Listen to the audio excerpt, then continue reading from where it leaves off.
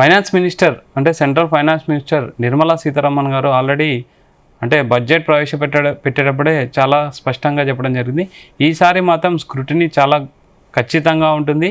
Each and every rupee కూడా మీ saving ఖాతాలో పెట్టే ప్రతి రూపీ కూడా కౌంట్ ఉంటుందని అయితే చెప్పడం జరిగింది. అదేవిధంగా ఆర్బీఐ కొన్ని రూల్స్ అయితే జారీ చేయడం జరిగింది. ముఖ్యంగా చూసుకుంటే సేవింగ్స్ మీ అకౌంట్లో ఉండే సేవింగ్స్ లిమిట్ పైన అయితే ఖచ్చితంగా నిఘా ఉంటుంది. మీకు ఐటీకి సంబంధించిన నిఘా అయితే ఖచ్చితంగా ఉంటుంది. వాళ్ళు ఖచ్చితంగా మీకు నోటీసులు పంపిస్తారని అయితే చెప్పడం జరిగింది.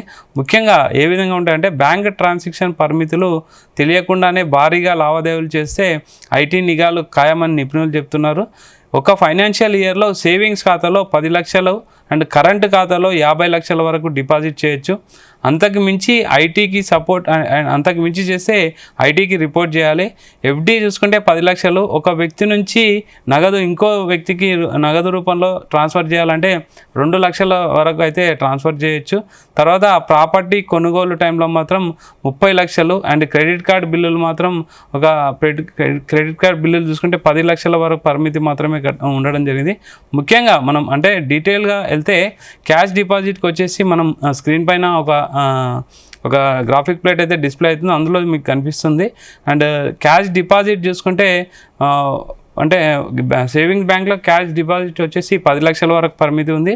అండ్ కరెంట్ అకౌంట్లో చూసుకుంటే 50 లక్షల వరకు పరిమితి లిమిట్ చేయడం జరిగింది. క్రెడిట్ కార్డ్ బిల్ పేమెంట్స్ అయితే ఒక 10 లక్ష వరకు అయితే పేమెంట్ చేయొచ్చు. టోటల్ క్రెడిట్ కార్డ్ పేమెంట్ చూసుకుంటే మాత్రం 10 లక్షల వరకు చేయొచ్చు. నెక్స్ట్ ప్రాపర్టీ పర్చేజ్, దీనికి సంబంధించి మాత్రం 30 లక్షల వరకు అయితే ట్రాన్సాక్షన్ చేయొచ్చు. మీరు లిమిట్ అయితే 30 లక్షల వరకు ఉంది. ఫిక్స్డ్ డిపాజిట్ ఇన్వెస్ట్మెంట్ దగ్గర అయితే 10 లక్షలు, అంటే మొత్తం ఓవరాల్ ఇయర్లో ఇది చెప్పేది. And foreign travel and forex సంబంధించి చూసుకున్న 10 లక్షల వరకు, షేర్స్, బాండ్స్ అండ్ ఇన్వెస్ట్మెంట్ చూసుకున్న 10 లక్షల వరకు, అండ్ క్యాష్ గిఫ్ట్ చూసుకున్న 50,000 వరకు అయితే వితౌట్ ప్రూఫ్ లేకుండా అయితే సబ్మిట్ చేసుకోవచ్చు.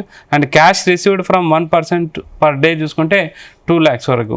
ఓవరాల్గా already Nirmala Sitharaman central minister చెప్పడం జరిగింది, ప్రతి రూపీ కూడా స్క్రూటినీ చేయడం జరిగింది. ఈసారి ఐటీ మాత్రం చాలా పటిష్టంగా ఉంటుంది. ఏఐని కూడా మేము ఇందులో ఇన్వాల్వ్ చేస్తున్నాం కాబట్టి ప్రతి రూపీ కౌంట్గా ఉంటుంది, ప్రతిదీ లిమిట్లో ఉంటుంది. మీరు చేసే వీళ్ళు ఇచ్చే క్యాష్ లిమిట్ ఏదైందో అది దాటితే మాత్రం ఐటీ నిఘా ఉంటుంది, ఐటీ నోటీసులు వస్తాయి, ప్రతి దానికి కూడా ఎక్స్ప్లెనేషన్ ఇవ్వాల్సి వస్తుంది అని అయితే ఎకనామిక్ ఎక్స్పర్ట్లు అయితే చెప్పడం జరిగింది. అదేవిధంగా ఆర్బీఐ కూడా రూల్స్ అయితే పాస్ చేయడం జరిగింది.